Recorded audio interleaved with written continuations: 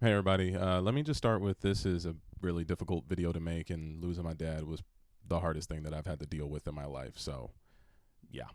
When it comes to this topic, I was told by friends in the industry and family as well that I probably shouldn't speak on it because it could lead to my career maybe being blacklisted or shunned and whatever, but I personally think that my dad is more important to me than my career, and I just feel like I've been holding this in for a while, almost a year, almost, like 6 months, and I've been sitting on this for a while, so I'm just going to speak freely and talk to you all like a normal person. This video is obviously about the Boondocks and my dad, his character, Grandad. This is for everybody who comments on my social media platforms and asks, what are they doing with the show? Am I involved?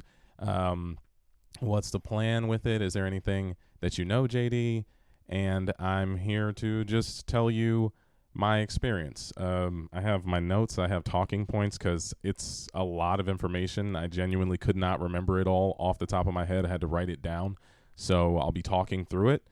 But yeah, I hope you all understand. So like I said, this video is meant for the fans of my father, people who support me and my career, who have known me prior to him passing away and now knowing me because he's gone, and maybe you found me, I guess, on the internet or whatever. But this video, let me just do a quick little, I guess, not necessarily a disclaimer. I have no plans on outing anybody. This is not an expose video. This is not like a petty tea talk type of video. This is just me talking about my experience. I'm not naming anyone. I'm just going to explain to you what happened, for me at least.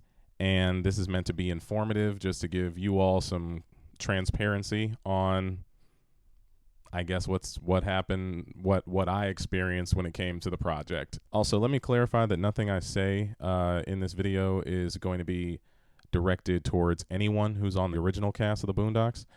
This has nothing to do with them. This was specifically between me and creative producers and people who are higher up, who are working on the show, making the decisions in the background. Okay, so let's start from the beginning. Last year in May, me and my dad, we were on our buddy Joe Rogan's podcast. Shout out to Joe for inviting us. I see Joe all the time at the comedy clubs, and he invited me and my dad to come and speak on his podcast. And while we were on the podcast, my dad happened to mention that the Boondocks was coming back.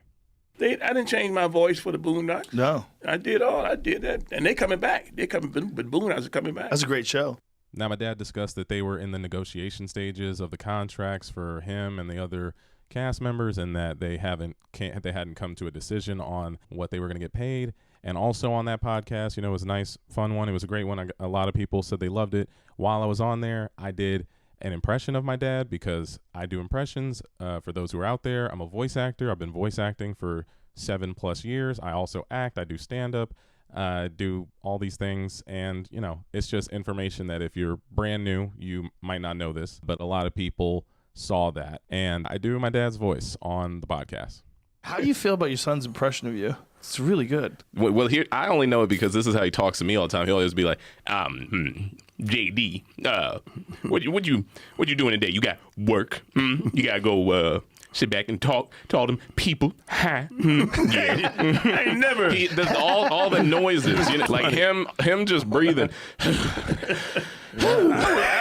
So yeah, shout out to a lot of you who watched that podcast and, I guess came and said that they enjoyed the comedy and content that I was putting out, and the fact that I, do impressions and whatnot. And, I just did that like impression in the moment just because Joe was like, can you do it real quick, this and that. My dad, it's not even like something that it's not like I need to train to do it. As a voice actor, I can hear his cadence. I've known him for like ever. So it was just something I like to have fun with. And, it was, it's just like a funny thing that I do with my dad. Like everybody who has kids or anyone who's an adult, it's one of those things where when you grow up, you kind of sound like your parents. And that was just one of those moments where I was just having fun and, turned into like a thing. So now that my dad is gone, I've gotten a lot of comments on my social media posts, especially when he passed immediately from like in October, everyone was commenting, are you going to voice your dad? Are you going to be this? Are you going to do that? I got comments. I still get them, like every once in a while. And I know people went back to that video and it has like over 800,000 views of people who have seen me do that impression. So I'd be just as curious as them if I had seen that. Now, everybody has questions about the Boondocks reboot and whatnot, but, I think the misconception with the new season of the Boondocks is that I think some people think that my dad had already previously recorded some audio or had started recording audio prior to him passing, hence because he mentioned that it was coming back. But they were still in negotiations, and he never recorded anything. So no, they didn't do any sessions. He didn't get any contract signed. It never went through. We actually had a conversation about him and the Boondocks because I'd stop by my parents' house. I would say, "Hey man, what's going on with you and your show?" And I remember he was like, "Oh JD, they haven't gotten that money yet. They haven't figured out how much money they want to give us." And I remember him telling me, if they don't fix that money situation, shit, they might as well call you to do the job. You can do my voice. Why don't you go get that little money? Mind you, funny joke, but backhanded compliment. That's my dad. Dads are like that. And I told him, yeah, no, man, I'm good. I was like, I don't want your job. I've never wanted anything career-wise that he had. And I was just genuinely sitting back like, no, you guys will figure it out. You'll get the money negotiated and you'll go do the show. You'll have fun. It's your character. And I know that the issue with the negotiations of the contracts and the money was specifically the fact that, according to what my dad told me, this is just information I got from my own father, they were offering them the same money that they had made back on the last season of whatever it was. I guess it would be season 5. They split up the last season into 2 seasons, 4 and 5. So they were offering him and the rest of the cast the same amount of money that they had made back then. And my dad and all of them, everyone has gone through their careers and more things have happened for them. And he was just like, yeah, no, I don't plan on signing that. And he specifically told me, he was like, if they don't figure it out, I'm just not going to do it. And maybe they'll figure something else out and find some new people. But he was skeptical that would even happen. Also, he wasn't aware that he was going to pass away. Nobody was, which was really frustrating. So yeah, that's why that they didn't start the Boondocks sooner, because I think they would have already been recording probably by midsummer, early fall, if they had figured out the technical aspects of the contracts and negotiations. Now, obviously, unfortunately, a month later, after I think I had that conversation with him, I think it was like in September, and then in October, he passed away. October 29th, he had like a massive stroke / cardiac arrest, heart attack type thing. I've got the autopsy and all that stuff, but it's hard to read because but like a week later, we did the funeral, and while we were at the funeral, I was there and I spoke on the podium. And when I was speaking on the podium, I told stories about my dad, because I don't know what else to do at a funeral about someone who's that close to you. And when I tell these stories, I tell them sounding like him, because that's how I tell stories as an impressionist, a voice actor. I just go into character. And, a lot of people there, I guess, really enjoyed it because I sound exactly like him. You would get asked about projects that he knows he doesn't have clearance on telling you if it's coming or not. But he would go on every radio show and he'd be like, oh yeah, well, I talked to Q last week, and he said we're going to do this last Friday. And I can't wait to get that money. And I'm like, when I see interviews like that, I'm like, yo, so you talk to Q? He's like, no, but maybe to move this shit along, you don't get this money. I'm like, yo, you can't just. This man was manifesting jobs that ain't there yet. I'm like, you can't. It was wild, man. No one in here needs to worry if he knew that you liked him or loved him. He would gloat about it at the house. So I'd be like, Dad, I was like, so many people like you. He's like, oh, I know everybody loves me.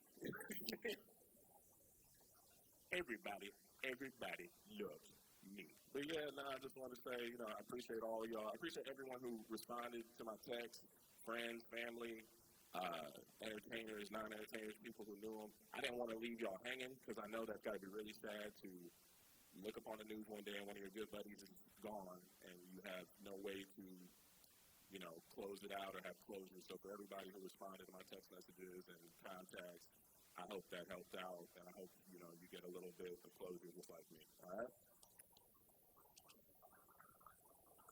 Now, the funeral was less of like a sad day. It was more of a celebration. There was a whole bunch of people, plenty of people he worked with in the industry, plenty of people who were who have worked with him, who had writers, directors, comedians, actors.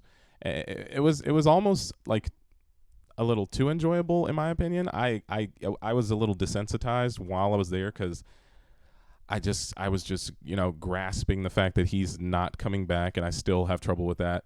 And we celebrated him though. It was really beautiful, and we got a chance to celebrate him. But after I got off stage, I had friends and family and people in the industry who were like, "Hey man, yo, that voice though, man, you got to go do your pops on the cartoon, right?" Because that was like the last thing that he, I guess, technically didn't finish. Like, that was one of the last projects that was still there. I never considered that. I never considered, I didn't consider voicing him prior to him leaving, obviously. When he did leave, I think when people asked me about that on the day, I was kind of like, hey, yeah, I'm not really thinking about that right now. So thanks. I appreciate that you enjoyed the way I sounded on stage, but I'm trying to just deal with this right now.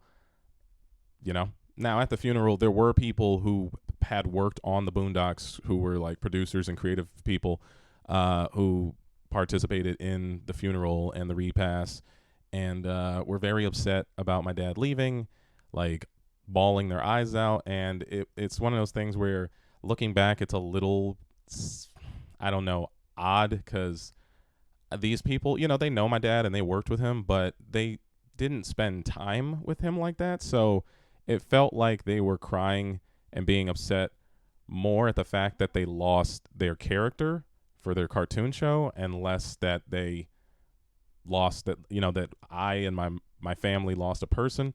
But, that's neither here nor there. Everybody grieves in their own type of way. But, yeah, when we were there, I was approached and talked to after, because I was on stage and I sounded like him, by one of them who works for the Boondocks, saying, hey, we don't know what we're going to do now. We're not sure how the show's going to go, but we might call you in because, it's weird because they don't know me personally. They know my dad, so they know me by proxy, which is similar to maybe a lot of people out here who watch me. You don't really know my career. And they were like saying how they were surprised that I was capable of doing that on stage. And I was like, oh, yeah, I work. I'm an actor. I'm a voice actor. I've been doing it for 10 plus years now. So, I was just like, thank you. I appreciate it. And then they said, well, we'll give you a call and talk to you soon about it, and hopefully we can figure something out. So like a few weeks go by, and eventually one of the producers contacts me about auditioning for the role of my dad on the Boondocks to play Grandad. And when they originally contacted me, it was really like comforting and heartwarming, because they initially felt like they seemed like very inclined to have me voice his character. I had heard from other sources that they were going to audition other people, which I was like, yeah, sure. It's a role. I'm a professional actor. I know what it's like to audition. I wouldn't expect to be gifted it. But they approached me and offered to sit down and workshop the voice with me, and also, basically give me feedback on what I'm capable of and what I can do, what they think could be stronger. And all of that sounded like a great idea when they first called me. And they seemed very enthusiastic about it, as if they were very set on trying to help me get the role. So a little later that week, they sent me the script for the pilot episode, and they told me, to look through it and maybe find some lines that I could really resonate with, record some audio at home because I have a home studio. I'm using this microphone. I know it looks like I'm doing stand-up. I'm not doing stand-up. This is just the only mic that I have that travels. And they said, hey, record some audio, look through the script, send it back, and we'll give you some feedback and advice on it. And I was like, oh yeah, for sure, bet, let's make that happen. So I recorded those lines pretty quickly and I sent them back within a week, but it got weird after that. I don't know why. I don't know if there was like some sort of Hollywood behind the scenes stuff happening. It's one of those things where in this business nobody tells you shit, but things got a little odd. And I assume at this point they were probably auditioning other people for the role, because I knew some people in the industry who were older, who were friends of my dad, who contacted me saying that they were taking them in for the role, and they were sitting back like, I don't know how to sound like John. I don't know. I have no idea what that is. But yeah, I just found that kind of interesting. But hey, that's, them's the breaks. But I wasn't worried because I know what I'm capable of, and I know my dad too well. Like, I know him like the back of my hand. I know how he breathes. I know all this stuff that not many people know. Plus, I have archives of footage on my computer if I ever need references. So it's one of those things where it's like I have the moments, right? So then like a little time goes by and I tried to follow up with the producers that I was in contact with about the workshopping session, because they were like, we're going to like 1v1, we'll sit down, we'll talk about it. Because they were talking about, they wanted to figure out the best approach to get this voice to be really perfect and sound as authentic and as much in his voice as it could sound. And it was weird because every time I reached out, I was like met with excuses. I don't know what happened or what changed, but they went from saying like, yo, JD, we got to sit down, we got to figure this out, blah, blah, blah, blah, blah, like within like the week of the funeral, to I would like contact them and say, hey, it's been a few weeks. I sent you, and mind you, I sent them the audio and nothing had come from it yet. But they got back to me with a lot of like, hey, I'm busy. Sorry, I'm not in the mental space for voices, which I thought that was really weird to say to me. I was like, your dad didn't die, so I don't know why. I have no idea why if you're grieving, sure, but it seemed like it was like made up excuses to kind of give them time to work with the people they were working with. I have no idea. But yeah, I just thought that statement just was weird. So then a few more weeks go by, and we never got the chance. We never got the chance to sit down and workshop and work through the voice at all. So I just did what I do best. I just practiced and, sat back watching like old videos of me and my dad reminiscing. It, was pretty tough because like the wound was so fresh, and I'm capable of doing it. Like, I don't get sad doing his voice. And I've heard people think that or contact me and say like, hey man, I don't know if this is something you're able to do. And I'm like, no, I can do it, because like it makes me happy. It doesn't make me sad. I get happy when I can like bring his voice out of my body and then kind of feel like I have a moment with him again. Then a month goes by and I don't hear anything, but randomly within that month, a month goes by without me hearing anything, and then randomly they contact me with information about an audition date to come into the studio and lay down some vocals. And it was pretty abrupt and random, especially since they never gave me feedback on the audio I sent them. And I sent them like some good audio clips. Like, it was me working on the voice, and I was working on it so much that I started to like lose myself in it to the point where I sounded too much like him, and it was like creeping me out. Oh, nice. Thank you, boy. Huey,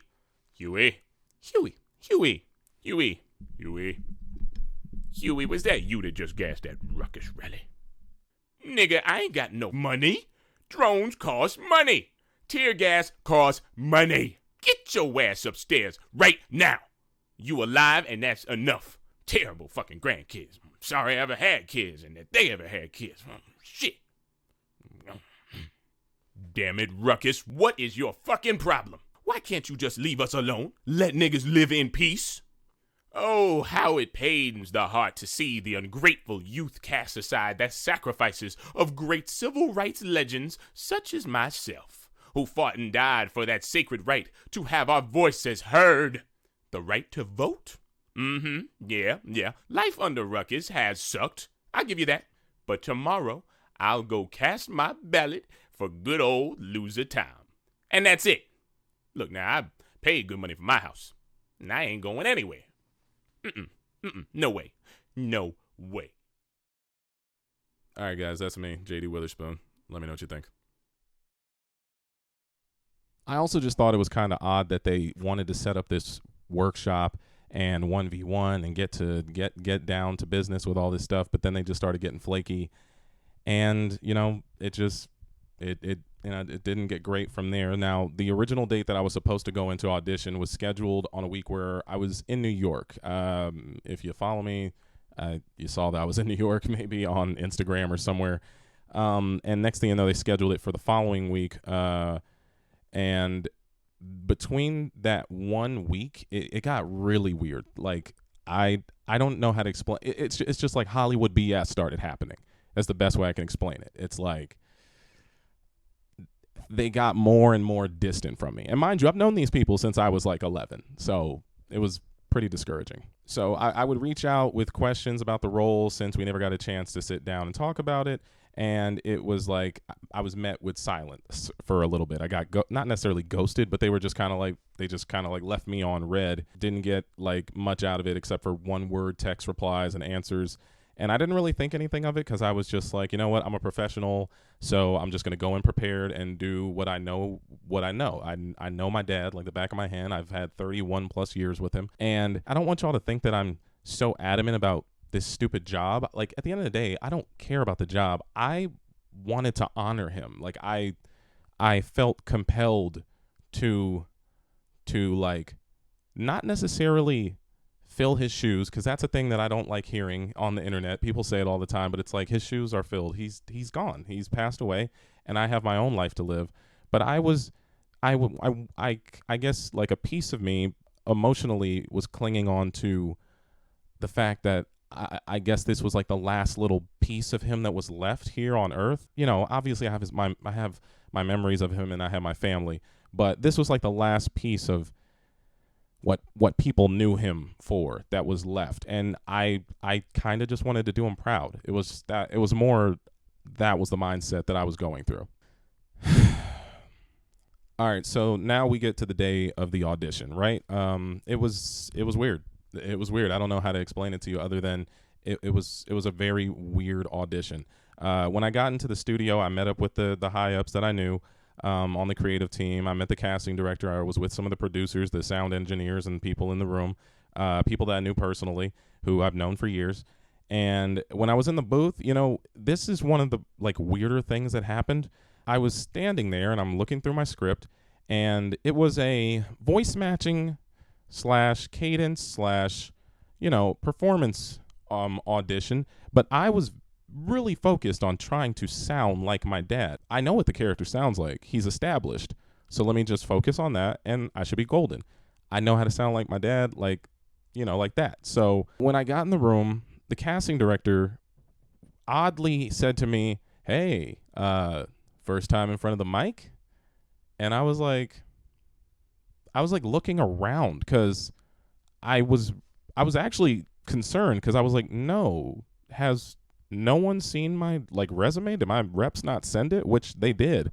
Or have they have you not even like have you Googled me, but I have an IMDb, I have credits. I thought that like threw me off my game for like half a second.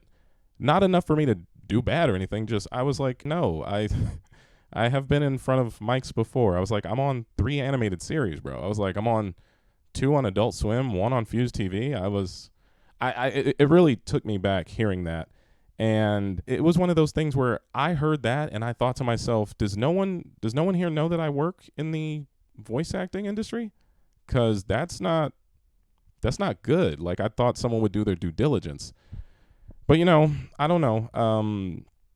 It was just a very odd encounter when I first got there. I did not expect that from the casting director. All right, so the next part, we started the audition, and personally, I think I did a great job. I sat back and said to myself, I know this man too well for me not to do this right. So I was in the room, I was doing my voices, I was keeping them up, we were doing all the Boondocks related stuff, but weird stuff just kept happening. Now, I would do like certain line reads, right? So I would read through the script, and I would read through the script, and when you're a voice actor, you have moments where you can hear that you're like not hitting the mark, right?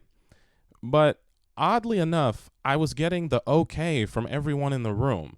Like, I knew I was doing bad takes, and I was like, hey, let's run it again. And they were like, no, that's good. And I was like, no. I was like, that was not good. I heard myself lose the voice for a few seconds, and it kind of dipped into what I sound like or dipped into something completely different. And I thought that was extremely odd that they wanted me to kind of push through it and just say that like bad takes were good. Also, this was very, very concerning to me is I was in the room with the creative people, higher ups, people who are making decisions on the show and who's going to voice who's going to act as what. And when you're auditioning for voice acting, if you get like that, because that was technically like a producer session. So if you get into something like that, there's a director, there's a producer, there's the casting director, there's the technician, the people who are helping you read the lines and all that stuff. And it was a little weird because in the process, they'll kind of give you notes, right? Like, because it's a voice, it's not like you're acting on camera. When you're acting on camera, some people will just let you do your thing, and that's the same with voice acting. But the people behind the mic who are recording you, they are more hands-on, and they usually will give you notes while you're reading. But the weirdest part of my audition was the fact that when I was doing a majority of it, I got no notes. I got no feedback. I was just sitting there, and when I was going through it, I'm like, okay, this is interesting. And in my brain, this has never happened. I've never done a voiceover audition where someone didn't say, hey, can we do a second take? Or, hey, can you try it like this? Or, hey, what if you try that? What if you do this? I didn't get any of that. So in my brain, I assumed, oh, okay, I'm killing it. Like, nobody's got anything to say. I'm doing so well that no one has any complaints. I was like, oh, this is done. This is a done deal. I booked this. No big deal. Because I've had jobs like that before. But at the end of the day, when I knew I did a bad take, no one would stop me. And that was so weird. It was so weird because I told myself, JD, that's not good. Like, if they give that to whoever's making the final decisions, you're not going to get the job. So I would say, hey, can we please do another take? Now, they get to cut and edit my audition, so I have no idea. I have no idea what the hell they gave people. It could have been good. It could have been really bad. I'll never know. Now, after I wrapped my audition, I sat back and I talked with one of the producers, and I told them, look, I was like, hey, this is my dad. This means a lot to me. This is, like, it's like personal. And I think, and it was one of those things where they were saying I was hitting the mark the whole time. And I just told them, hey, it would be great to work with you guys and really flush out this character and make it as genuine and authentic as possible so that the audience, you all at home, can enjoy the new series and the reboot. And it feels like my dad. Because, like, at the end of the day, I just genuinely, wanted to do right by him. And I wanted to make sure that the fans at home get the best experience. I'm like, it had nothing to do with my career. Like, it was, I can't even explain it in the sense of emotion. I just wanted to, like, make him proud.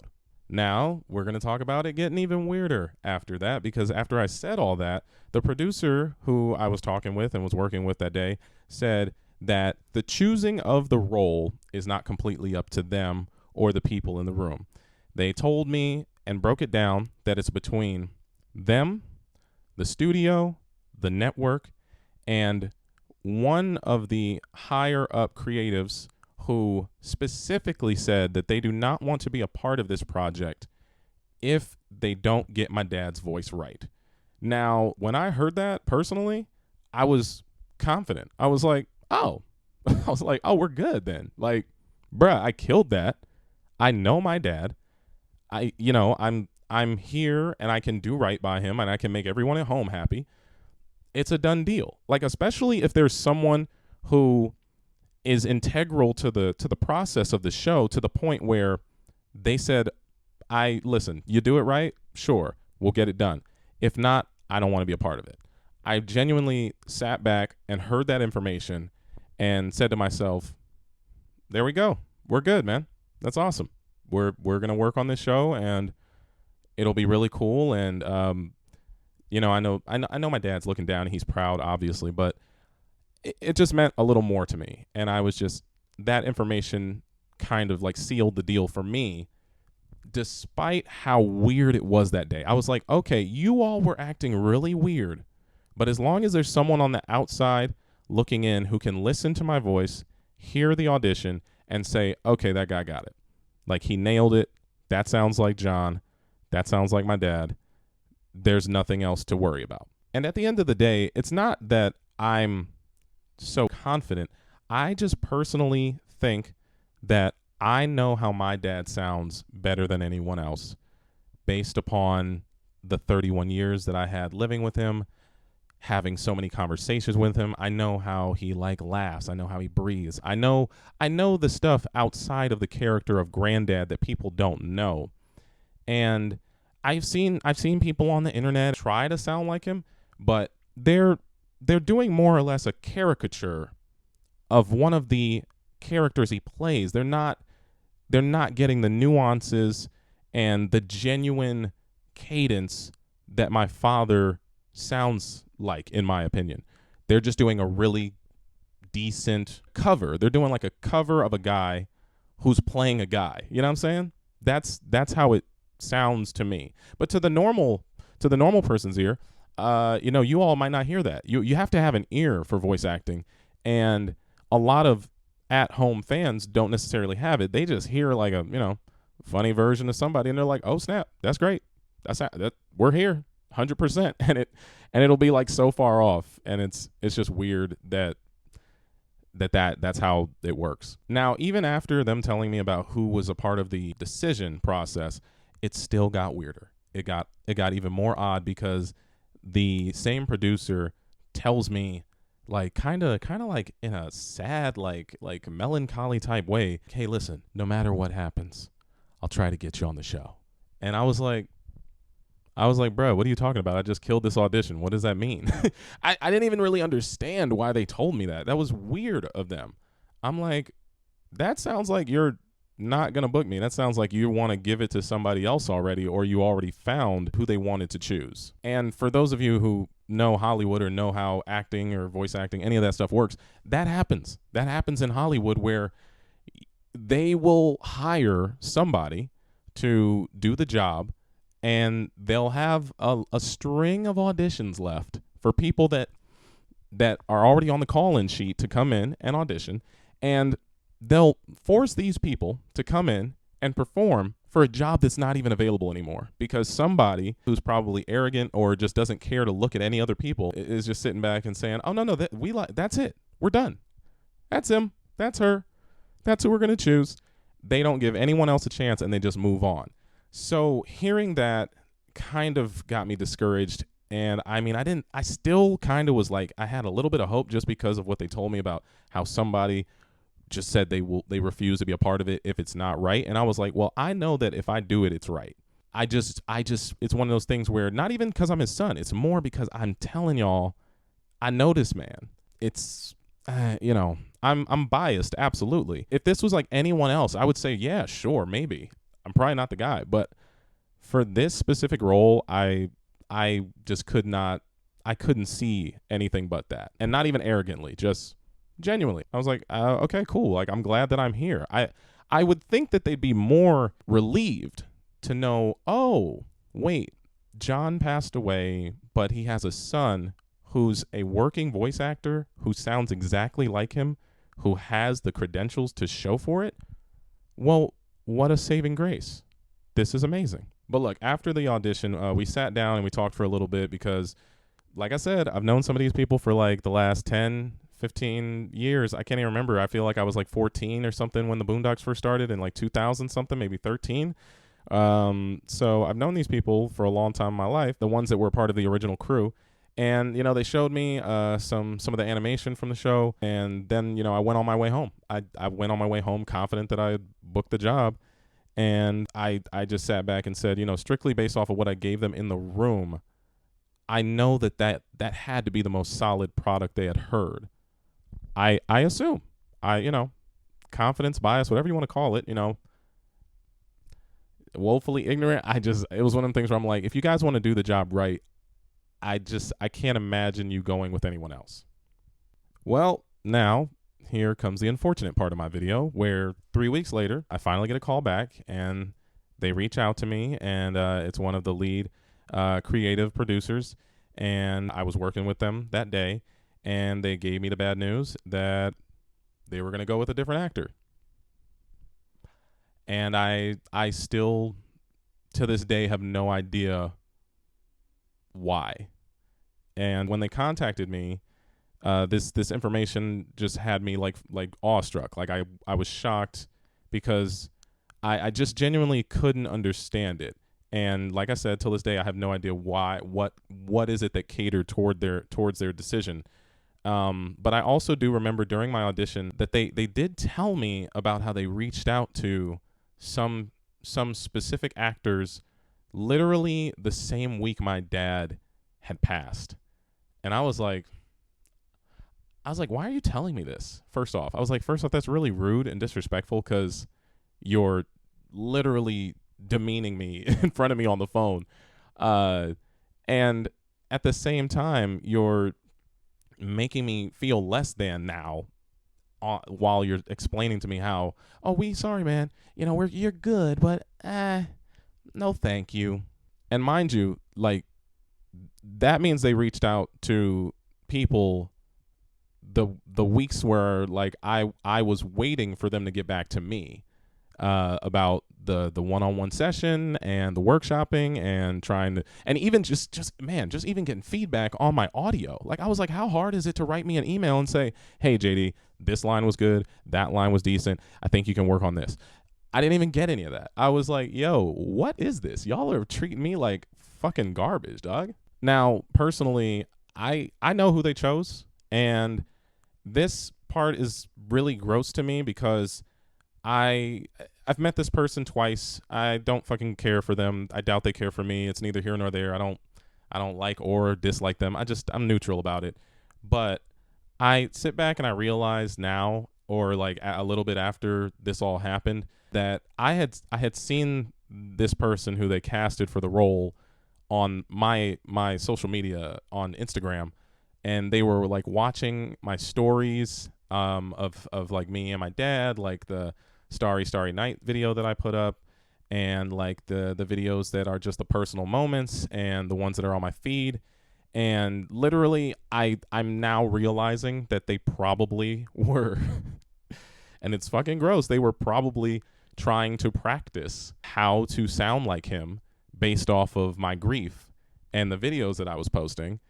And like, just thinking about that really disgusts me and makes me really angry. But that's Hollywood, man.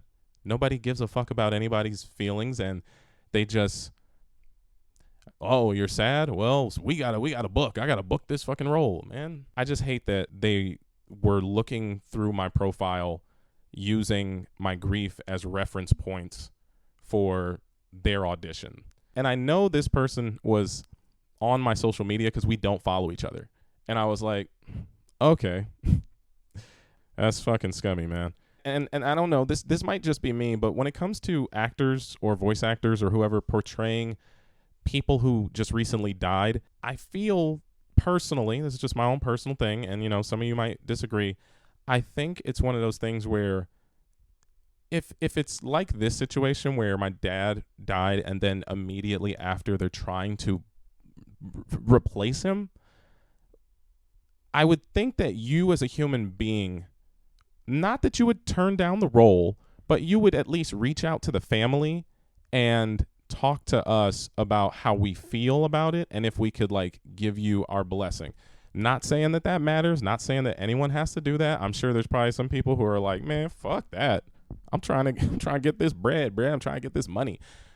I just think it's gross. I just think it's gross. Like, they didn't go outside of Paul Walker. They worked with his own brothers who have like the same body frame as him to try to make the role as genuine and true to the character as possible.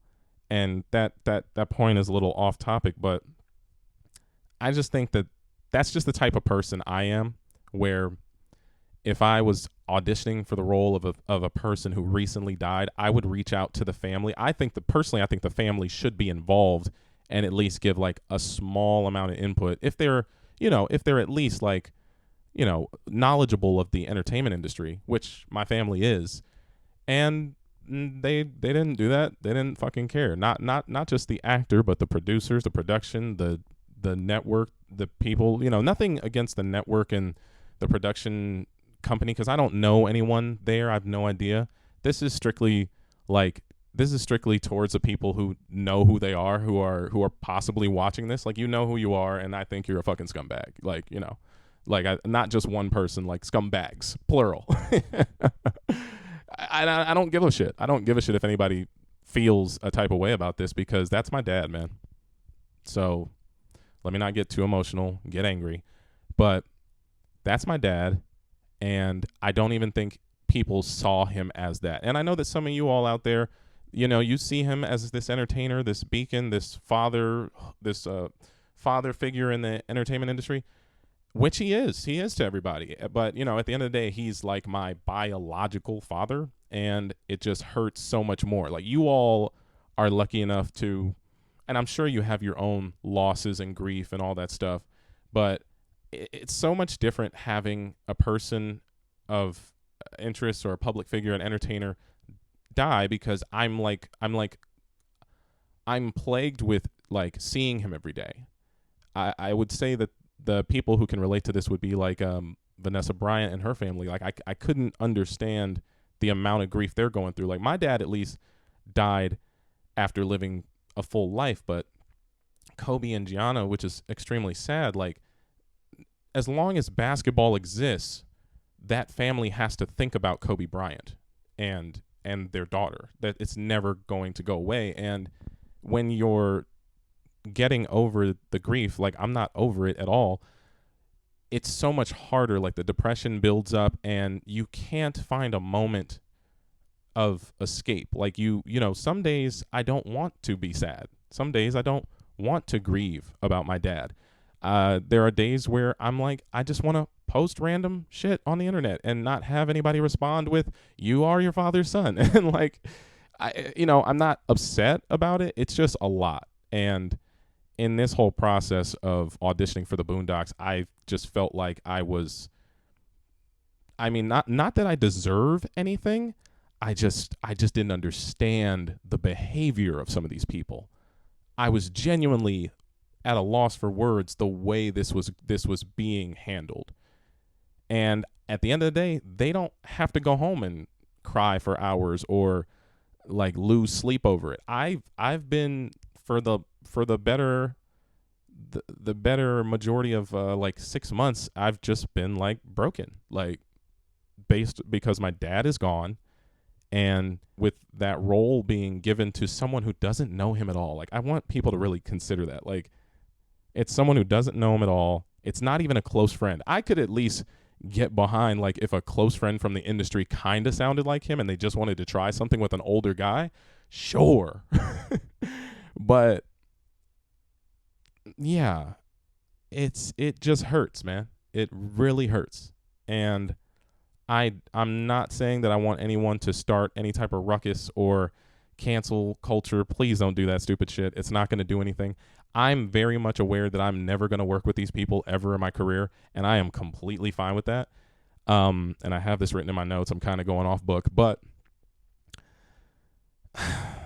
it just really hurts, and it's unfortunate, and it's just sad that not even like a month after he died, like a month and a half after he died, I had to go right back into the trenches and deal with another, like, minor, obviously, loss. It's a role, it's TV. My career is fine. I don't care about the career aspect of it.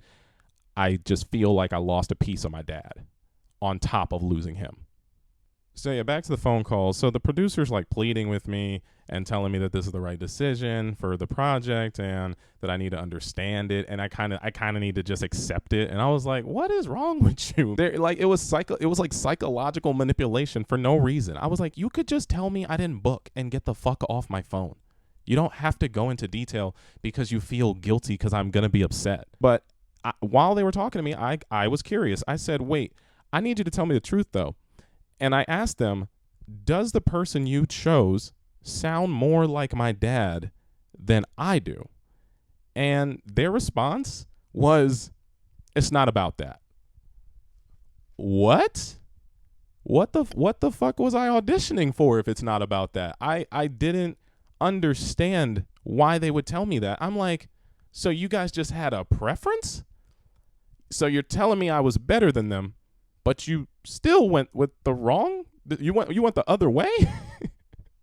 And in my opinion, it's the wrong decision. I'm sure by the time this shit comes out, it'll sound fine, it'll look fine, but I can't mentally handle the thought of my dead dad's voice trying to be manipulated and used for profit to be put on television for entertainment. That's me personally. No one at home has to deal with this. Some of my family might deal with this if it matters to them that much. But after they told me that, they told me that they chose the voice actor based off of their performance in the audition and not necessarily the skill of sounding like my dad. And that just didn't make sense. It still doesn't make, I don't get it. I don't get it because it's one of those things where my dad never recorded any lines for this. You got a completely different person who is doing their own unique and organic take on how my dad sounds. So to me, it sounded like that they were just going to get a new voice to play my dad, but for some reason they still wanted it to sound like my dad in some sort of way. And here's where things got kind of, they just keep getting weirder and weirder. I told him at this point, oh, okay, well, and mind you, I'm so cordial while this is happening. I'm not losing my shit or anything. I'm just kind of like, yes, I'm like listening and I'm trying to hold in my emotions. And I was like, all right, well, I mean, it is a reboot. It's not a continuation. It's a reboot of your series. So I guess in a sense, if you guys are going to go in a new direction, I guess that's fucking fine. Whatever. Do your new reboot version of my father. And it's funny because that struck a chord with them. They heard me say that and they immediately got frustrated and said, whoa, okay, listen. And it was like a harsh tone. And they said to me, no, it's still your dad. It's still in the vein of your dad. It's very much going to sound like your father. And I was like, then what? But why? I don't understand. You're telling me you're trying to manipulate and sound like him, but I gave you the product and you still didn't want that? And I think that's what kills me about it is just that they are sitting here telling me that this person took an organic take and a different, like a look at it from a different perspective on how it sounds to put a new spin on an already established voice. And that's something I never considered doing because I've done voice matching. I've done ADR. I've worked on films where I needed to sound like some other people. And they always tell you, stick to the script and sound like the person we're trying to make you sound like. So I couldn't fathom why they wanted to go in this weird direction. I still don't know. I have no idea. And also, I didn't understand why they would make that choice when the character is established, y'all. Unless you're literally going to change the cast and it's all new actors and it's a reboot, but these are new voices, sure, I could understand that. But my dad's voice as that character is established. We all know what Grandad sounds like. And he's been doing the voice for over 10 years. And when I was in my audition, I strictly focused on trying to sound as much like him as possible. Now, if they would have given me the note of, hey, maybe you can like do something organic that you think might sound original, then yeah, sure, I would have tried that. I would have spun it. I would have tried something that's not the usual. And I maybe would have had it more in my own vocal tone or maybe like I have no idea what I would have done. I didn't get that note in the auditioning room because no one gave me feedback. It was weird. Yeah, I just didn't understand why they would go that route when the character's been established and he's set in stone, y'all. Like, that would be like trying to change Uncle Ruckus all of a sudden. Like, he has a very distinct voice, and you wouldn't go off book for that. Nor would you for Grandad, Huey, Riley, any of them. Stinkmeaner. I don't know. Let me know if I'm tripping. So yeah, we're still on the phone, and they're still trying to throw more bullshit my way and say that the actor had more of a veteran's performance than you, JD, when auditioning, and you know it was just different than what you gave us in the room, and that threw me through a loop because I was just like, but when I was in the booth auditioning, no one said anything.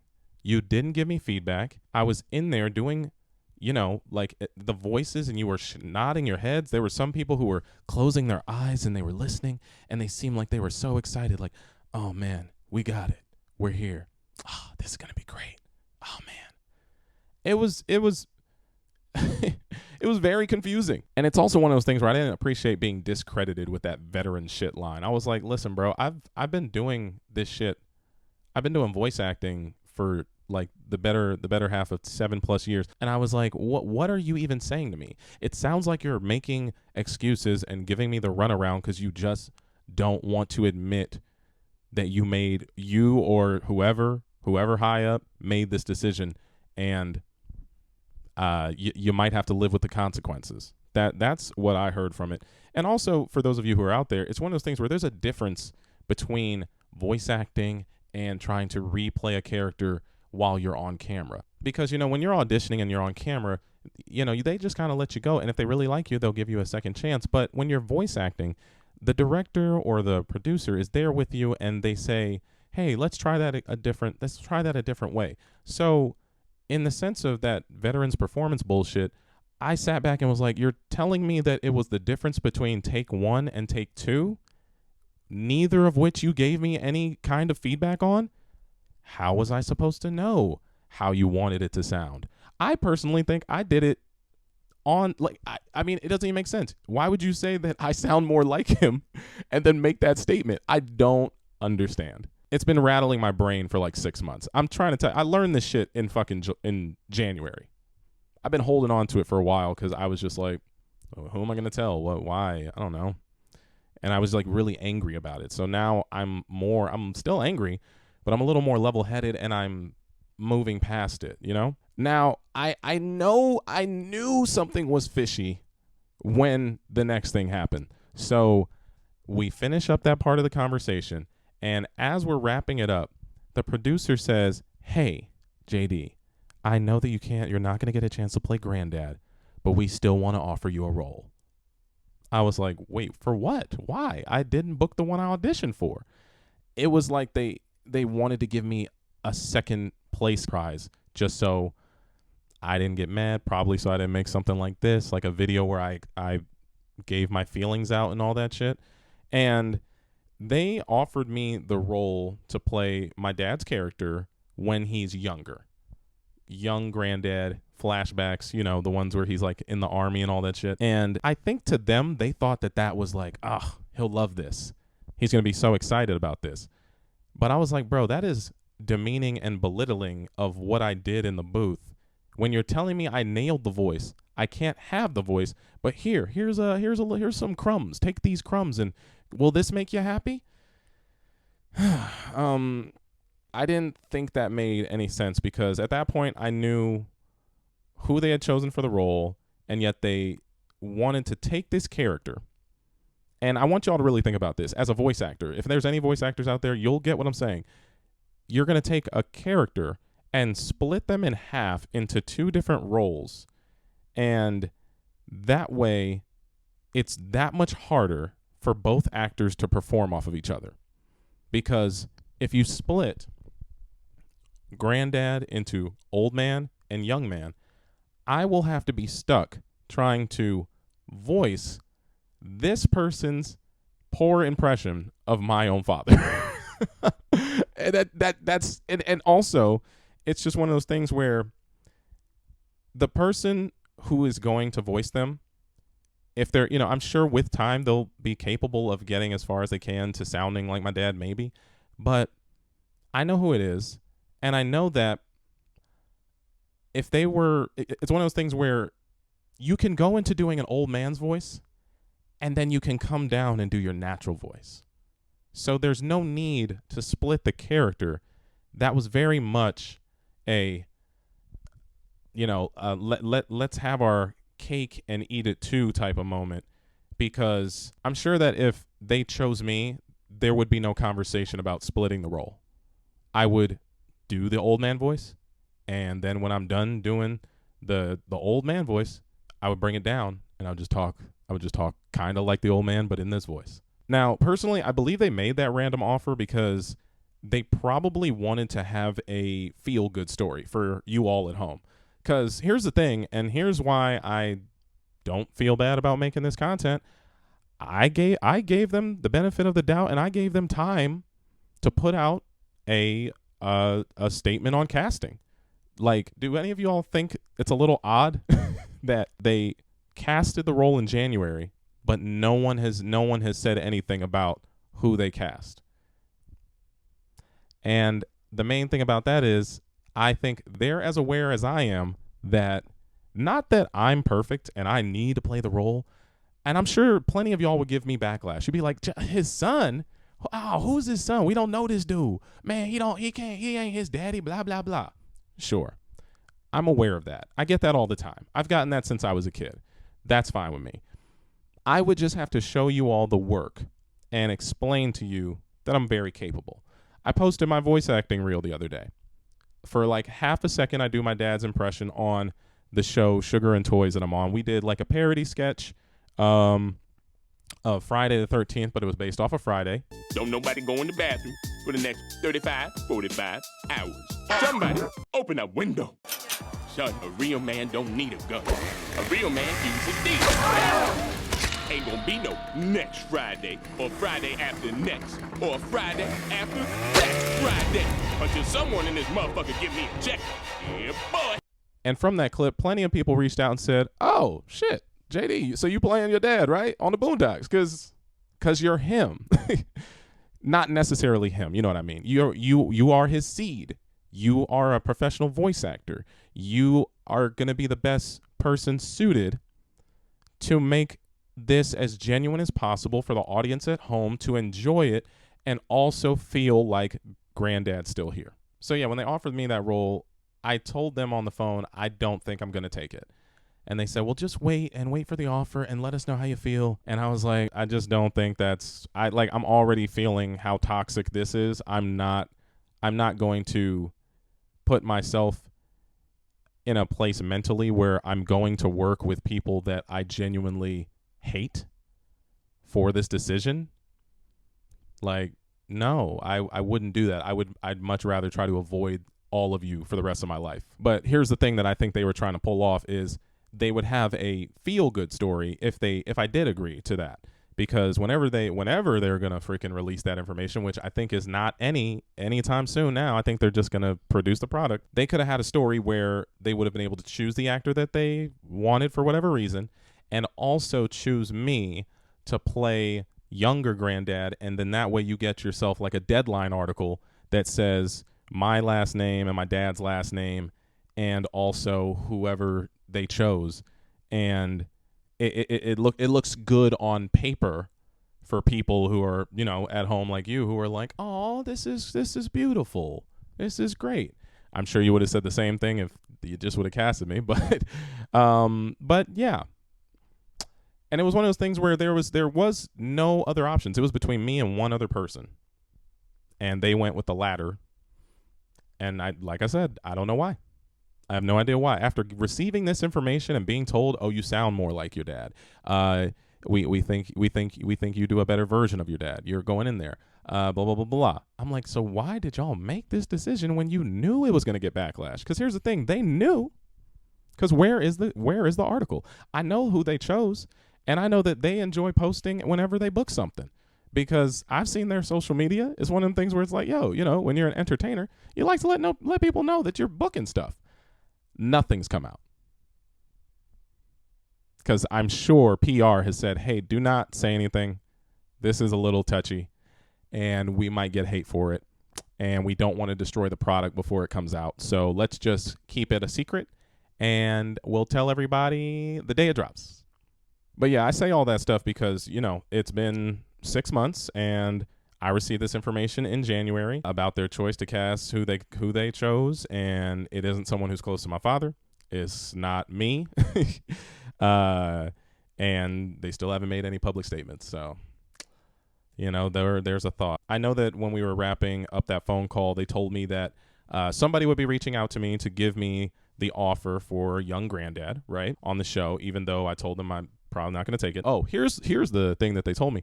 They were like, JD, they were trying to like prove me wrong on the phone. They said, you can listen to the audition tapes, man. You can listen and you can tell for yourself. Now, trust me, in the moment, I wanted to be like, hell yeah, send them shits right now. Send those, but I was trying to be a professional about it, so I kind of was like, yeah, I guess maybe I'll listen to them eventually, because they wanted me to accept it. They wanted me to sit there and be like, you're wrong. Sorry, you're wrong. This is the right choice. You're tripping, JD. It was just one of the things that, like, in the moment, I didn't take up them on the offer because I was just traumatized. I was sitting there and I'm like, why is this happening to me? I just lost my dad. Why am I dealing with this right now? The funny thing. Here we go. Yeah, I'm reading it. The funnier thing is that I never got the role. That they never offered me this role that they supposedly had for young Grandad. I never got a call about it. I didn't even reach out to them about not wanting to do it. I just said that on the phone and I was waiting. And that offer never came. My agent was like, hey man, I don't even know if this is a real role. They were like, I'm waiting to hear back, and it never came through. And I think it's because it was just an idea on paper. I don't think that it was anything that was tangible towards what is coming out for the show yet. It's probably something that might come out later down the line, but right then and there, it was just kind of like, oh my God, let me get JD back on my side. I'll give you a role. And that's first off, stop trying to manipulate me. Secondly, no thank you, because I don't want to fucking work with y'all. Thirdly, yeah, no thanks. Oh, and also I know for a fact that it's not in the pilot because I have the pilot. I have it on my computer or my iPad or something, and I've read it. There's no young Grandad in there, so very odd that they would even bring that up. And yeah, I'm pretty sure that they offered me that, and they also thought to themselves, like, JD will love this. He'll be happy and excited to just be able to work with us and this and that and get this consolation prize and just be involved with the project at all. And I was like, do y'all think I'm a little baby or something? First off, your casting director got me fucked up because you didn't even bother to see if I like was a working voice actor. Secondly, I don't want to be a part. Who does that? I understand when you're not right for the role, so maybe they offer you something different, but I've never seen this before where it's voice acting, y'all. I'm not getting on camera. It's voice acting. I can sound old and then sound young, and so can the person they chose. So they know that this was just like a let's not get JD on our bad side type of situation. All right, so look, I'll be honest with you. Like, I don't even know how to explain this, but it felt like when he told me that, like, I lost my dad for a second time. It wasn't obviously as devastating, but it was just too close to losing him to not be just unbearably upset about it. And I also know that, you know, some people might say that, and I mentioned this earlier, that I can't live up to my father, which is fine. I completely understand. People are biased. I get it. I don't want to be my dad. I did want to honor him in that moment, but I don't ever want to be him. And my dad showed me that respect because he knew I wasn't trying to be him growing up. I'm nothing like him. We don't look the same. We don't act the same. We might do similar things. I do stand-up comedy. I like to act. I'm an outgoing person. I don't know how to explain to you that if you grow up watching it, I was like, oh. And mind you, I wasn't like a kid actor. I got into it when I was like 20, like 10 years, like 19, 20, like early college.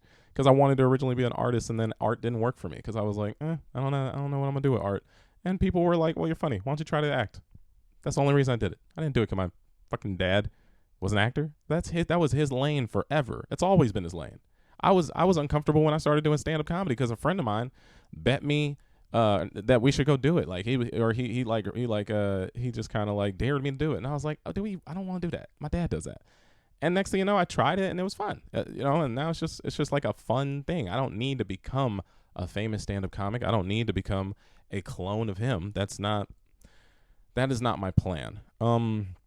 Also, I feel like I'm getting very like snippy. So let me calm down a bit and let me continue telling you the story. Okay.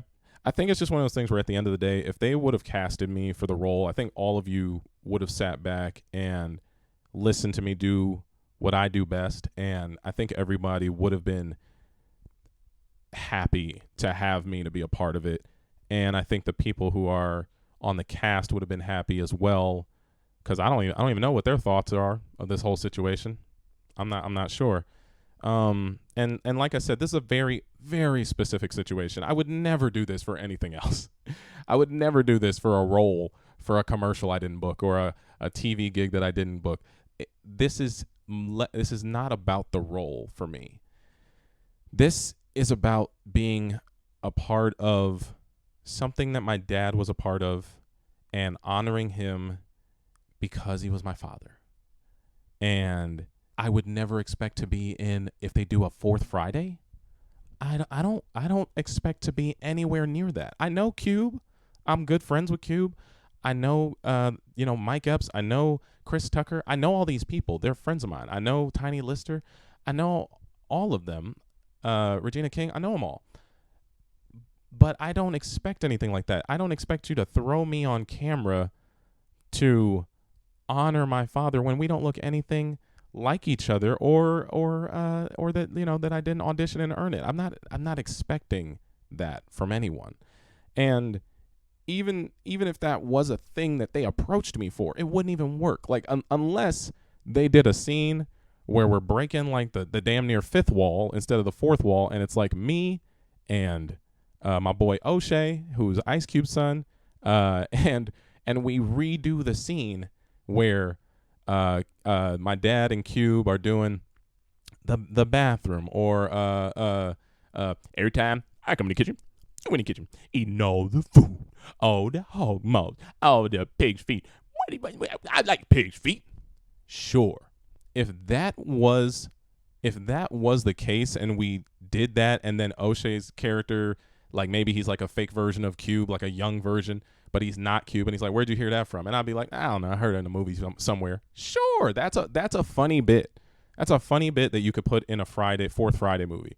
But other than that, I don't expect anything like that. I don't need it. I'm doing fine. I currently work on TBS. I'm on an animated show that's coming out soon. I have a second season of an animated series that I'm working on for Adult Swim.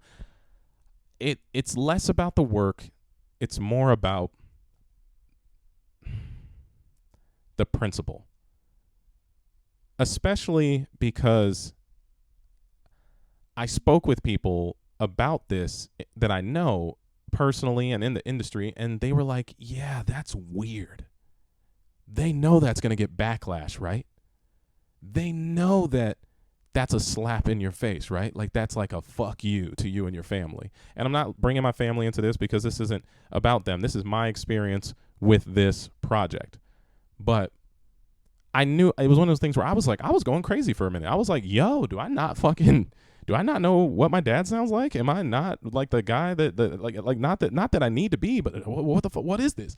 I was losing my shit, man. I was like having anxiety attacks. Like it was like panic attack. It was not cool. But they don't fucking care because they're just trying to make their fucking cartoon. I don't give a shit about that cartoon, dude. Like, my dad was on a bunch of stuff. I care about my dad. And I just hope people understand that. Like, if you have family and loved ones, or if you're related to someone who's in the industry and like you're going to lose them and it's going to become a spectacle, I hope you handle it well, because it's a lot. It's difficult. It's sad. Every place I turn, I feel like I see him. It like almost haunts my dreams sometimes. And I'm not yet emotionally equipped to deal with it. Like I will eventually, but it's just very tough, y'all. It's y'all see me post fun things online, and sometimes I post emotional stuff, and I'm not afraid of telling people about my emotions, but you're not there when I'm like crying all Father's Day because I don't have a father to celebrate with. And I know there's plenty of people who also don't have fathers. I'm within the first year of my dad dying and leaving me, so it's a lot more difficult for me right now. I know with time, hopefully it'll get better, or I'll be able to deal with it better. But it's still just like the worst. It's the worst. This is the worst feeling and the worst part. This is the worst thing I ever had in my life. I know I couldn't control it, but in my brain, he was supposed to be here for another, I don't know, 8-10 years, I guess, if he like was slightly healthier, or I don't know, or if we knew that maybe something was coming. I don't know. But the abrupt I'm checking out, and the last thing that me and him talked about had nothing to, it was just meaningless. Like, I mean, it wasn't meaningless. Like, talking to him meant something, but the conversation was like, we were just shooting the shit, you know? It's just like, you don't want to remember your last conversation as something like that, but you can't control it. And I don't know how to explain to y'all that this is just like really hard. I hope you understand. I hope you're not sitting here criticizing me thinking I'm just tripping over this. And, you know, I definitely am. I will say that I am, because it's personal. And I don't know how to act. That's the thing. I've never experienced this. So I don't know what the hell I'm doing. And then on top of that, the whole entertainment industry part is it's just dark and scummy, and it makes me like sometimes not want to be a part of it. So I can handle it. I got tough skin, but I also don't think I need to bury my head in the sand and be quiet about it. I think I should be able to speak my mind. So that's where we are right now. All right, so back to trying to explain the difference between acting on television and doing voiceover. So when it comes to doing the voiceover of my dad, you're not going to see me. You're not going to see me on the Boondocks. You're just going to hear my voice, and I believe I'm very good at channeling my father due to my skill set. And I think you all would have just got the best scenario for the cartoon reboot, personally. And at the end of the day, I think the show would have been done right. I think that's one of the things that's really killing me is it was as if when they were telling me this decision of theirs, they were like, yeah, we know it's the wrong decision, but we're going with it. And I was like, are you sure? And they were like, yeah, there's nothing you can say. We don't care about your feelings, and we don't think you are capable of giving us what we want, regardless of how good you think you are, or the fact that we told you that you sound better. You sound like your father more. So, yeah, with that being said, thank you for your service, and don't call us, we'll call you. It was one of those.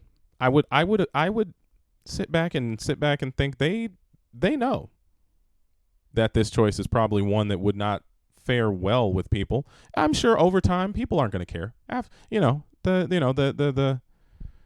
Nobody's going to cancel it. Don't boycott it. I don't fucking care. I don't give a shit. But it's one of those things where the fact that they have not said anything, and they were very vocal at a certain point prior to my dad passing away, it speaks volume. Just, hey man, put it out. I'm sitting here. I'm still giving them grace. That's the thing. I could sit here and give out names. I could go through my phone. I could do receipts. I could do all this tacky shit, this petty shit.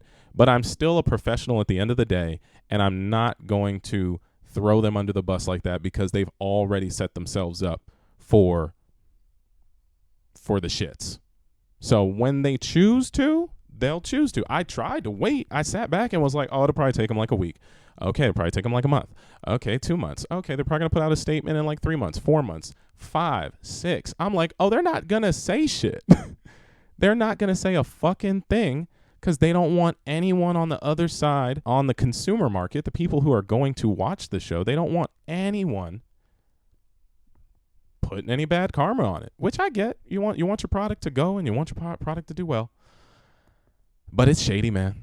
It's scummy. It's like, it's not even scummy to me. I feel like it's shady to the fans, like loyal fans who want the show to be done right and taken care of. And these are characters that they care about.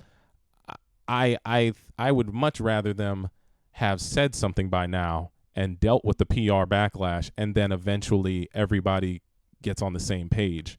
And then I could have given my thoughts. But I came to terms with, oh, they're not going to say anything, JD. So the only time that you have planned to respond is the week it drops, the week it comes out. And then people hit me up like, yo, I see you on the Boondocks. And I'm like, yeah, no. Guess again. At this point, where I am now, I pretty much assume that it was a decision that must have been just like a Hollywood move, I think, because it was weird. Because I asked the producer, I was like, the creative director, the producer, whoever I was talking to, I was like, hey, is this something where like you wanted me, but they said we don't want him? You know, maybe they were like, he's not big enough. He's not famous enough. He's not someone who's on, I don't know, fucking on TMZ enough. I'm thinking maybe that was it. Possibly. I could understand that. I don't think I'm a celebrity. I think I'm on my way to building my own path, a path that a lot of you are, may or may not want to follow on the journey, but maybe that was it. I could see that being a thing. But I mean, I'm still proud of all the work I've done. I'm proud of everything I'm going to do. I'm excited for whatever new opportunities happen. This was just one of those ones where I was like, I really I can't believe that they would go the other way. They did not blame it on the production company. They did not blame it on the network. They were just adamant in saying that was the right choice, and I needed to accept it. And, let me get into this because I didn't sign any fucking NDA, so I'm not afraid of talking. I'm not calling anybody out, but I am saying that when they had me audition, they were telling me about how they want to use audio technology to try to make the performance and possibly pull old audio clips from old episodes of the Boondocks to create this like deep fake audio. Have you guys ever seen that video where Joe Rogan talks talks and it's not his voice and it's like a Google Assistant talking? Ladies and gentlemen, welcome to another episode of I'm Not Joe Rogan. No, seriously. I am not. This is Joe Rogan speaking, an artificial intelligence created by Dessa. You guys know David Barstow. He's a New York Times reporter who won the most Pulitzer Prizes for journalism in history. He recently followed a crazy deep learning company called Dessa, as they created the world's first combination of realistic AI, voice and video. Here's what they created. I've been thinking, and I realized that it's been almost 10 years since the first episode of the podcast. That's fucking crazy. This show has become my life. That's why I decided to go out with a bang. So on December 24th, we'll be doing our last episode ever. That's exactly 10 years since the first episode came out. It's been a good run, and we're all going on. They're trying to get something like that in order for you all to have the illusion that sounds like my dad talking on the new episodes or new series, whatever it is, of the Boondocks. So it's like deep fake technology, but for audio, in order to make the voice actor sound as much like my dad as possible, using a mixture of their performance plus deep fake audio, and possibly grabbing old clips, is what I just said, audio clips. And from previous seasons, it's like they're going to do that in Frankenstein, some type of weird fake version of my dad. And that is like so fucking scary to me. And when they told me that, I was confused because I was like, hey, I don't think you're going to need to do that if you hire me. I think I'll be able to hit it on the nose enough for you guys to maybe pitch up my audio, pitch down my audio, maybe tweak it a bit, and we'll get it there. But this weird technology that they want to use to recreate his voice out of nowhere, that's just overwhelming, and I don't even want to think about that. I don't want to think about a world where I have to sit back and see a commercial for a TV show that my dead father is on, and he's nowhere near here. And also the fact that they're going to try to own his voice. And from what I know, my family's not involved to any of that. My mom has not spoken to anybody over there at their camp. I know I'm not involved. So it's really sketchy, and I'm not a fan of what it is that they're trying to do. But when it comes to Hollywood, they don't care. Hollywood doesn't give a shit about my feelings. And, and specifically with the people that I was in contact with, it was just all about them being right, me being wrong, being told that I basically was not good enough to play my own father, despite the fact that outcome that their choices will probably inevitably bring backlash. None of that mattered because they refused to back down when I questioned it. It's till this day, like I said, I don't know the reason or the criteria for their choice. And after this whole situation, I reached out to some friends, right, in the industry to get their opinion. When I told them about this, because they know the people that are in these circles, and they've also had experiences with the people that I worked with, and they weren't too surprised about how things went down.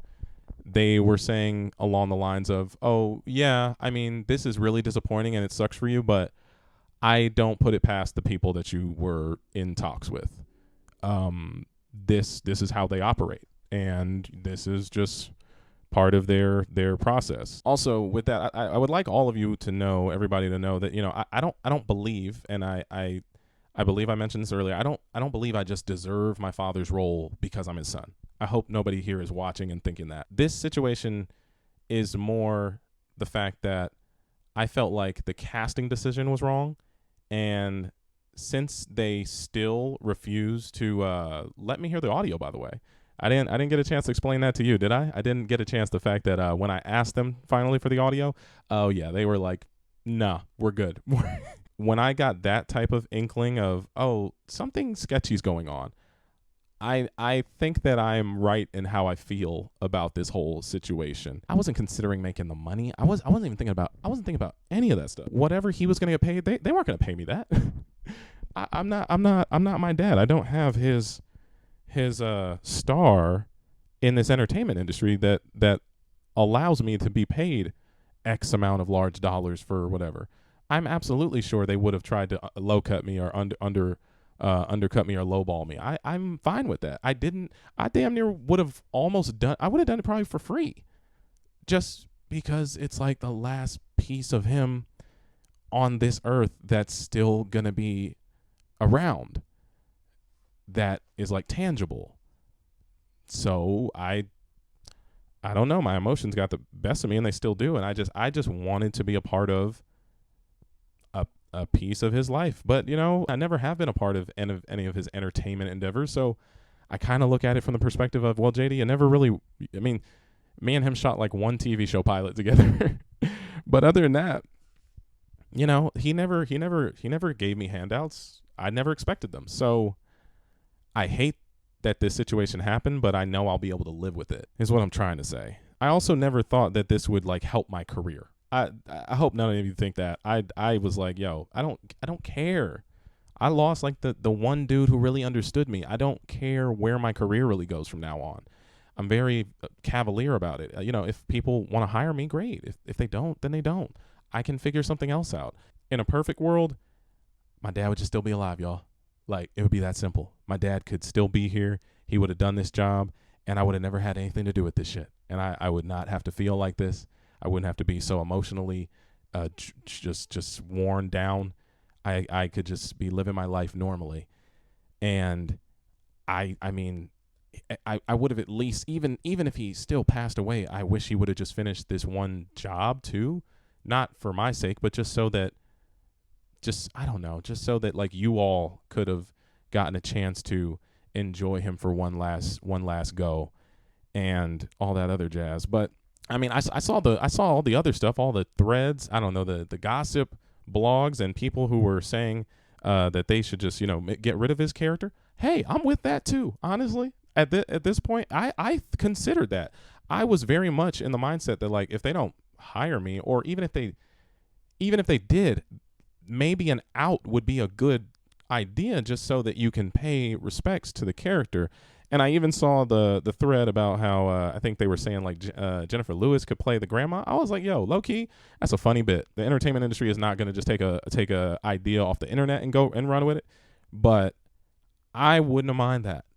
I wouldn't have mind them swapping Jennifer Lewis in for the role, man. Like, that way you could I mean, I get it though. My dad is not the character, and that's the thing. I know that my dad is not Grandad, but at the end of the day, y'all not going to act like Grandad was not maybe based off of my father, or the fact that without my dad, there is no granddad. And I'm saying that knowing that even I wouldn't be able to do him 100% justice, but I think that I would be able to give you all a product that you would have went home and watched the show and enjoyed it and sat back and been really happy just to know that like I was trying to honor him as much as possible. Because, you know, at the end of the day, when you think about this character, what do you think about?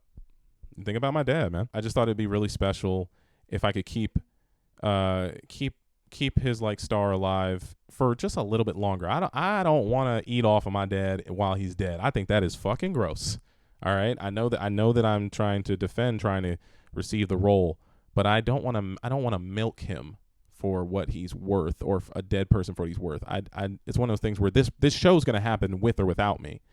I would much rather it be with me than without me. But I'm at the point where I know that that's not going to happen, and I don't care anymore. So I just wanted to voice what happened and give you all what my situation was. I think it's just one of those things where if they would have at least done the back work of let's get somebody who people can resonate with similar to John, instead of trying to carbon copy Frankenstein his voice so we can make this cartoon. So like, look, after sitting with this information for probably 3 weeks, maybe a month or something, and never getting an offer to play young Grandad, I finally wrote a text thread, like a long one, to the creative producers and the people who I was working with and talking with, and just gave them my thoughts on the project, and just told them I was like, yo, I think you guys made the wrong decision.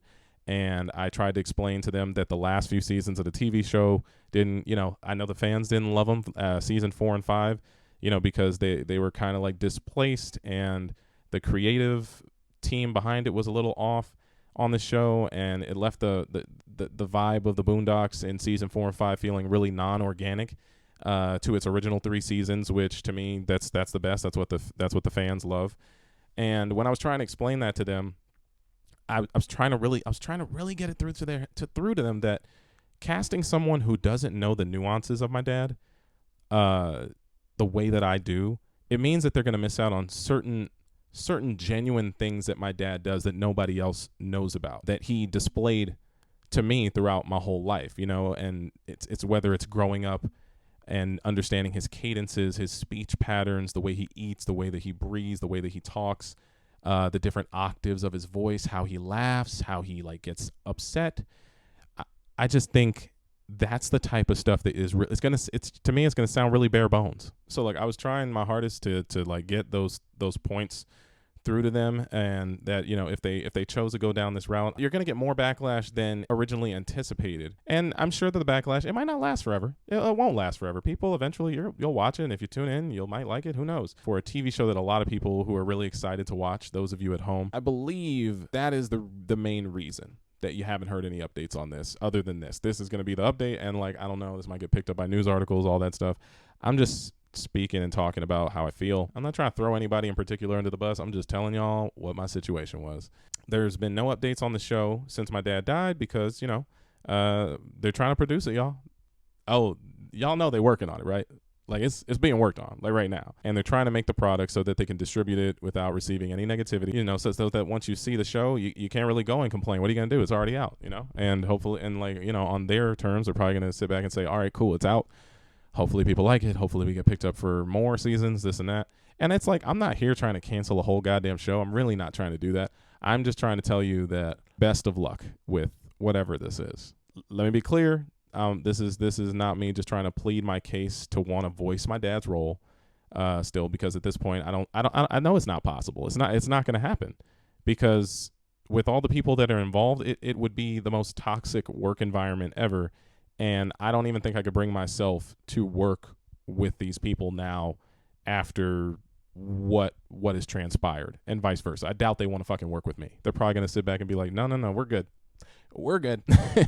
And I remember after sending them my original text thread about how I felt, their response, which came like many days later, was nothing. It was silence. I got the cold shoulder, and they practically just started ghosting me. And I think they told people who work on the production, like, don't contact him anymore. Don't talk to him.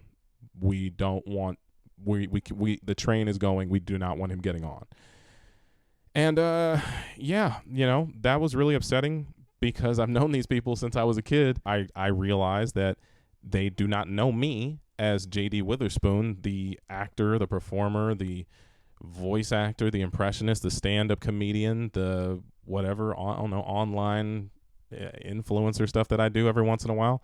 All they know is me as my father's son. And I sit back and say that that's possibly the same for a lot of you all who are watching me in the last 6 months or since my dad died. You probably are in the same boat. You don't really know me. You're trying to get to know me, but I think it's just one of those things where I would really appreciate if y'all understood that I had my own career prior to my dad dying.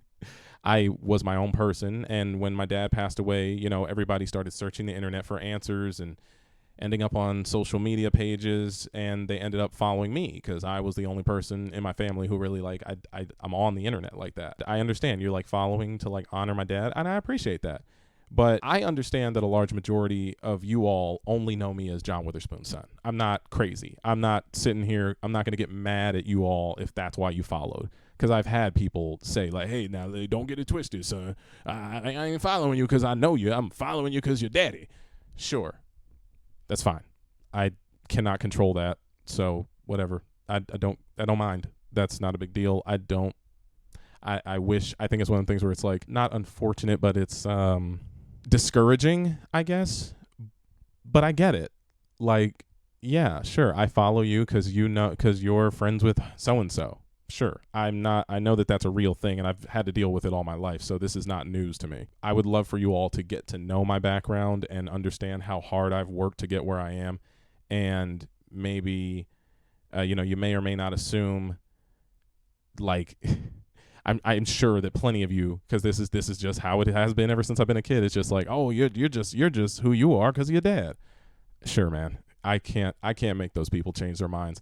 I know that there's plenty of people who are listening to this, who follow me, who knew me for a while before my dad ever passed away, or even before they knew who my dad was. I had friends in the stand-up comedy community who had no idea that he was my dad because I just don't bring it up. It's not the opener for my conversations. I don't start with, hey, guess who my dad is. I'm not that type of person. My dad is not the type of person to teach me that, the whole nepotism thing. It's one of those things where he worked hard because that's what he was about. And his working hard taught me work ethic. Same with my mother and family members. That's very diminishing of everything that I'm capable of or everything that he's capable of. Like if it was vice versa and people knew him for me, or if people know some of my family members because they follow me online, like my brother or my wife or my best friends or my mom or whoever. It's just, it's unfortunate when people try to use that as a reason to justify, I only support you because of this. All right. I get it. I just don't think it's healthy to go around only doing that. But that's just how I feel. And I would just say that at the end of the day, my dad knew how hard I worked, and also just that I never wanted to use him or clout chase or ride his coattails to become who I was. And that's one of the reasons that I really love my dad, because he knew how different I was from him and he was from me. He would never sit back and say, oh, JD, you following in my footsteps, huh, JD? he would never say that, bro. If y'all knew my dad, if y'all really knew my dad, oh my goodness, he don't give a shit. He doesn't give a shit. He never gave a shit about stuff like that. He gave a shit about me as a fan, as his son, but it was never a concern of his about if I was going to need his help to get anywhere in life. He led by example, is what I would like to say. And also, I think you all know, or maybe you don't know, because now I've been posting about him all the time because I'm really upset that he's gone. But prior to that, I would post every once in a while, but we didn't have a father-son entertainment relationship like some families. That's not what we did. My dad was focused on his career and providing for us, his family. And, he supported me up until he didn't have to, which has been damn near 10 years. I haven't needed anything from my parents in a while. maybe 8 years. Maybe I'm being generous. Maybe I'm was a little generous with the 10. Maybe a little generous. But, you know, he supports me. He supports my brother, my mom, and whatever that we want to do in our lives. You know, he was committed to his craft and appreciated and respected that I have my own hustle. You know, I have my own hustle, and I wanted to get my own and not ever really use him as a reason for why I'm not successful or, oh, I should jump on the bandwagon. Like, when I was growing up, I would always have people telling me that. They would be like, oh, man, your dad's an actor? Man, what you doing? You got your foot in the door, huh? You probably getting it. I'm like, I don't know who you think my dad is.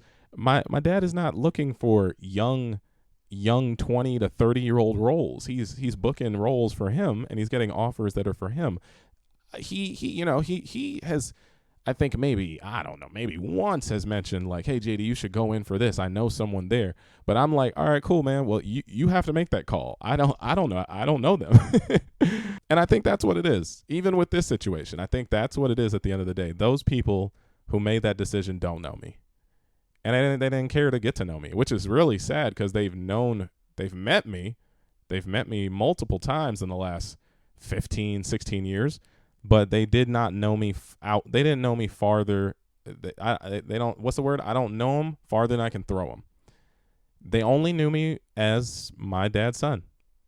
Same with like, my brother and my mom, I mean, to an extent, it's just one of those things where it's like, these are the people that are attached to him. So, I mean, when noticing that, I don't even know why the fuck they let me in the room then. if you weren't going to do any due diligence and check out what I'm capable of, but I don't know. I'm just saying that none of that stuff like nepotism, riding coattails, that's not what helped me become who I was today. Just for those who may think that, because I get those comments. I get people in my chat, in my comments, man, you not your dad. You are not your dad. You'll never live up to him. I don't want to. I want to live my own life, and he respected that and appreciated that. So that's not a plan that I ever had. I'm always going to be myself, and I recommend that you all do too. I don't think you should follow in your parents' footsteps. I think everybody should be their own individual person. That's what I think. So that's what my dad thought too. All right, so finally, a certain amount of time went by, and I finally got a response from the creative producers that I was originally in talks with, and they responded to my long thread about my concerns for the show, and they responded with very, very short, one-worded answers about how it wasn't their fault that I didn't get chosen, and that the network and the production company are the ones who made the final decision. And I was like, but wait, you did not say that when I asked you that. When I originally asked you, is this a thing where you can't really make any moves? They were like, no, this isn't that. You're just not the guy. And then they started backtracking later down the road. At this point, I was like really getting down on myself. I genuinely thought to myself, okay, you're not good enough to play your dad, JD. You need to come to terms with this and let this go. So I asked them, hey, could you please send me the voiceover audition tapes via email, as they promised they would, because they threatened me with it, where it's like, hey, you might as well listen to the voicemail, bro. Trust me. You're tripping, dude. And I was like, send that shit over then. And here's the funny thing. At first, they told me that it would be no problem, right? But then a week went by, and I received a message from one of the creative producers' teammate or their partner from the project, and they texted me and said that I would not be able to receive the auditions due to the production company and the network saying that they need to be under lock and key all of a sudden. And then they said if I wanted to listen to them, I would have to go back to the studio where I auditioned and listen to them in that place. That way I can't get out of there and run off with the tapes or whatever the fuck they thought I was going to do with them. I guess they assumed I was going to TMZ them or some stupid shit. I'm like, bro, I'm not. Why? That's a waste of my time. I mean, I'm talking about it right now, but I'm not outing anyone. I haven't said anybody's name. And hey, don't witch hunt, please. It's not this deep. I just want people to hear my side, because eventually I'm going to have to say it anyway. So there's no need to go on some freaking witch hunt. That's silly. That's just silly nonsense.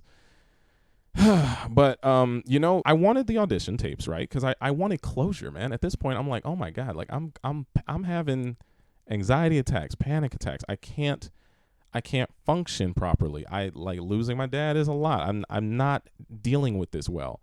And the only other gripe that I had with everything that went down was the fact that they mentioned that one person who was part of the decision making, who was supposed to be heavily involved in the project of the show, who I personally know who it is, but I'm not going to say. And they said that that person was refusing to want to take part in the production unless they got the job done right. At that point, I had never gotten confirmation on what that person thought of my voiceover audition. So those were the two things that would have solidified my knowledge on the situation, to know if I genuinely wasn't good enough by listening to those tapes, and if the person who they had mentioned who did not want to be a part of it, who was an integral part of this whole project, had actually heard them and also agreed. Because that's the thing.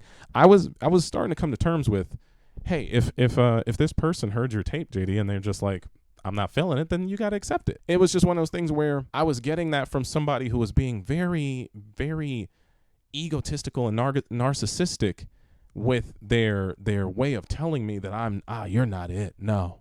Well, you think you this and that. Like it was bad. It was really, and it was just unnecessary. You could have just said, hey, you didn't book it, bye. But they had to go into detail and try to explain why, and try to get me on the right page and try to accept it. And I was like, this is not how this usually works. I've auditioned for things and never had to feel this shitty about not getting a job. So then I reached back out to the producer and I told them that I was willing to go into the studio immediately and listen to the tapes as soon as possible. But then they kept giving me the runaround, ignoring my texts, and our schedules were never linking up.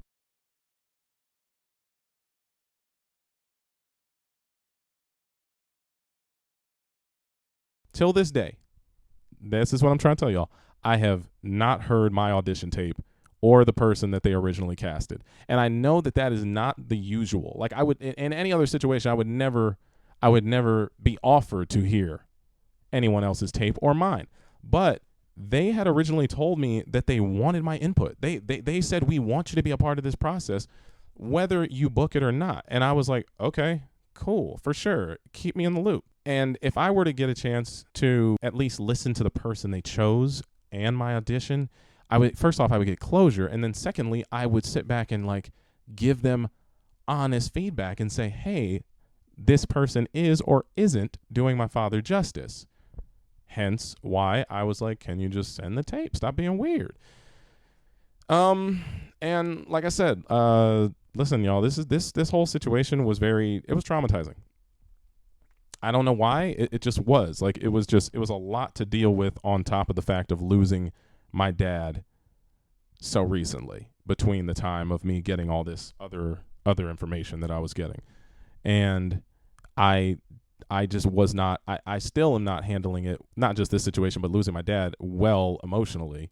And I know that sounds a little over the top because it sounds like I'm just crying over not booking a role.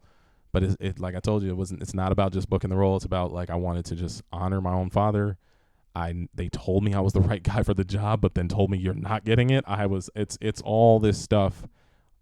It's very manipulative, gaslighting, psychological, unnecessary tactics that I felt like I had to go through. And, I still struggle with it today because, it just feels like a piece of my father was taken away from me. The fact that they're just going to manipulate his voice, man, that's going to hurt, dude. That's going to hurt so much when they manipulate his old audio with whatever that new performance is. And next thing you know, somewhere in the near future, I'm going to have to accidentally come across a commercial and listen to that shit and just start crying for no reason, knowing that that's not a voice that is coming out of a real person. That guy is dead. And to me, that's just it's just a terrifying feeling. I'm not looking forward to that.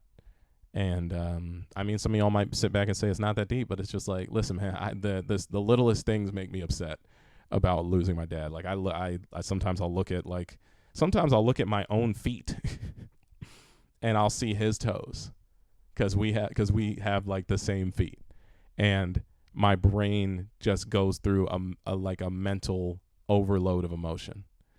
I'm working on it. Like, I'm going to therapy. So, I'm lucky because at this point I have like a good support system to help distract me from the situation. And it's not about the job because I work, y'all. Like I'm on TBS every Friday night. I'm going to be on Fuse TV maybe later this year. And then I got a show on Adult Swim that's going to be coming out soon. It's not about the job. It's about the principle. It's about doing what's right. And it's about doing right by my father. But you know, after being told that I could not go listen to the audio, I went out of my way to contact the person who was supposed to be a part of this decision making, who they said it was between. Remember the producer, the creative producer I was in the room with at my audition, the network, the production company, and this one integral person who was a part of the process of the show going through to the point where if they were to leave, the show may or may not have been possible depending on their creative takes. So I went out of my way, and I because I've known these people for so long, so I emailed that person who was supposed to be a part of that ultimatum decision that would have, I don't know, maybe or maybe not changed the course of the show. And I sent an email just saying, hey, I hope you're well. Thank you for being a part of my dad's life, and I wish you the best. And it would have been great to work on this project with all of you.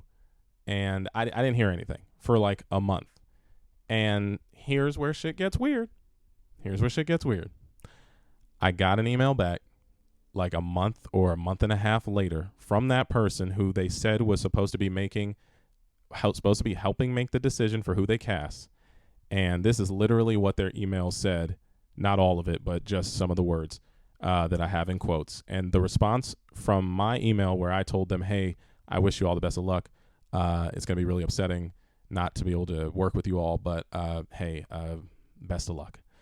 They said, hey, JD, I don't know what the producer's criteria was in choosing, but I am disappointed that you are not playing Grandad.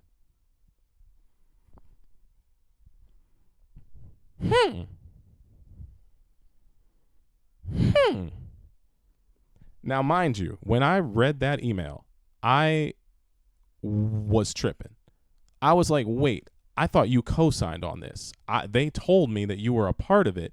And the way that they wrote that means they never probably even heard my audition. So I was lied to. For what reason, I don't know. That's the thing. I'm trying to tell y'all. It's like a goddamn murder mystery that I've had to deal with for the last 6 months. And when I got that email, I literally was floored finding out the truth of the situation, which is they lied to my face.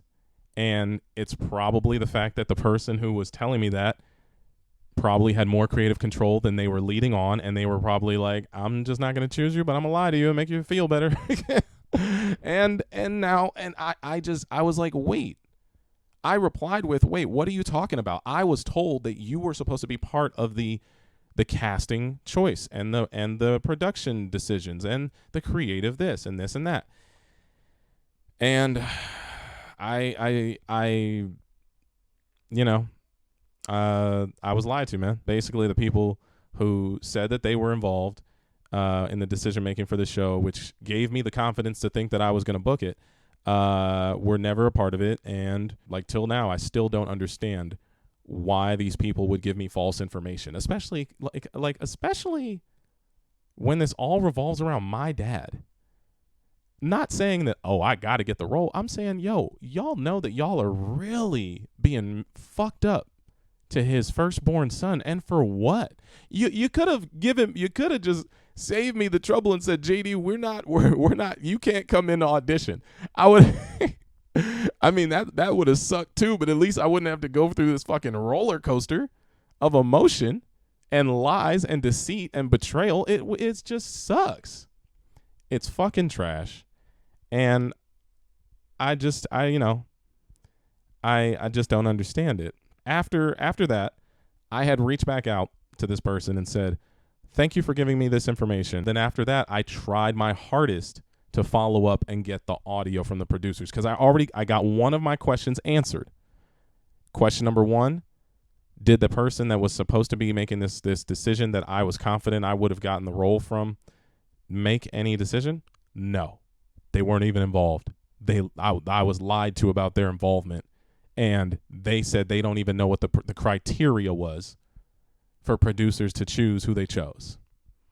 So now I wanted to follow up with question number 2. Let me hear the audio. Let me hear if this person is genuinely that good. And if they sound more like my dad than I do, I'll let it go. Even though they told me they didn't, I'll still let it go. Cause I'm like, yo, I just want out of this fucking maze of torment and just frustration. I don't want to be a part of this anymore. So I followed up with the producers to get the voiceover audio so that I could finally have closure and once and for all figure out if I did a better job than who it is that they chose and who they, in my opinion, made the wrong choice to get y'all your Boondocks. But guess what happened? Right when we were set up to have a meeting, because they were going to let me come back to the studio and listen to the audio in the studio, they pulled a fucking 180. And last minute they told me, sorry, JD, the studio or the network, I don't know which one, has told us that they are refusing to let anybody listen to the tapes due to possible internal troubles that are going on with the project. I don't even know if that was it. They just told me, hey, they're not doing it anymore. And at that point, I was like, what? I was like, yo, that's why I don't feel bad making this video. I don't. Because they're proving me right. They were proving me right at that point. I got my answer about this person who you guys said was going to quit the whole project if they didn't get a chance, if the right person wasn't cast.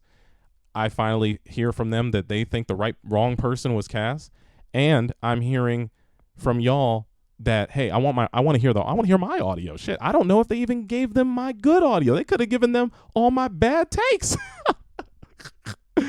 All the takes that I told you about that I think were bad, that I told them, hey, let's not save that. Let's skip that and try again. That could have been my whole audition tape. I don't know. I doubt it's that deep and that manipulative, but I don't know. They lied to me once. Why not? Why not, man? And like I said, I think they thought I was going to TMZ them and expose them by releasing the audio, which personally I would just never do because it's dumb. And I have the full pilot. I could leak that on Reddit and tell everybody what happens in their comeback episode, which is like, I think it's going to be like a 1-hour TV special for the Boondocks. I don't know. There you go. A leak. Ugh. Yeah, man, whatever. And then, I even reached out to the casting. This is a little fun fact. This is a little fun nugget at the end. I reached out to the casting director because they were in the room that day and they told me, have you ever been in front of a mic? And I reached out to the casting director and I just asked them, hey, could you just explain to me what the process was for this? I'm not trying to cause trouble. I don't want you to be upset. I don't want anybody who's your superior to be upset. I just would like a final answer to why this happened. And after I wrote basically a whole soliloquy or whatever it is that I'm doing, a whole thread to see if I could get some information from the casting director to see if they were just human enough to just tell me the truth. They didn't do anything. They read all my messages. I messaged them on Instagram and they left me on red. Their shit said seen. So they saw everything I said, but they didn't fucking respond. And I was like, okay, I'm never going to get my answers from this whole thing. So I'm going to have to let this go eventually. So yeah, after things have died down, I haven't spoken with anybody, y'all. I haven't spoken with anybody about this since, because every time since I tried reaching out to them the last time, I just get they just ghost me now. They ghost me. They don't respond to my texts, my messages, my calls, any of that, and I kind of just gave up and just started moving on with my life because now it's been a decent amount of time. This shitty show is going to come out this fall, and I'm going to therapy, not just because of this show, obviously, more because my dad is gone, and my own personal anxieties and issues and insecurities. I just go in there and I talk about them. And I'm just gonna have to work on the mental side and just try to get past all this. And I for those of you who aren't aware, and I mentioned this a little earlier, they've been in production. The show is happening. It's going to come out. They've been working on the reboot right now for 6 months. And by now they're probably done with all the voiceovers, which, fuck it.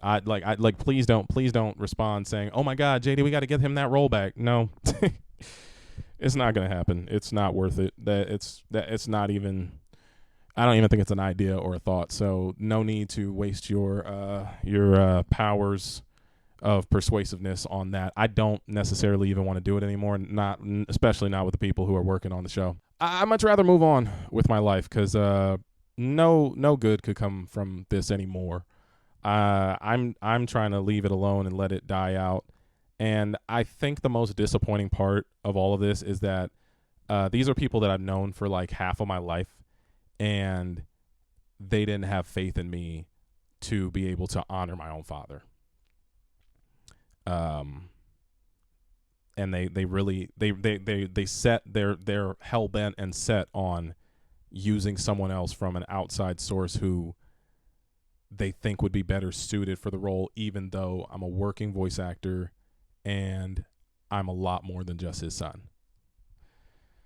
So yeah, y'all, we're wrapping it up. In the end, I will not be voicing my father in the Boondocks as Grandad. And neither me nor my family are involved with anything revolving around this upcoming reboot of the Boondocks. So, look, if you're a fan of the show, hey, do whatever the fuck you want. Support it. Support it if you want to. But personally, I'm not going to be watching it, nor can I support it, because at the end of the day, that is not my dad. Whatever it is that they're concocting in there, that Frankenstein monster, that's not my dad. And that is just some voice actor who doesn't know him at all. And some deep fake computer algorithm trying to force the voice of a dead man to come through your television screens later this year. Yeah. So that's it. I'm at the end of my notes. And with that, R.I.P. Grandad, and R.I.P. to my father. I'll see you later.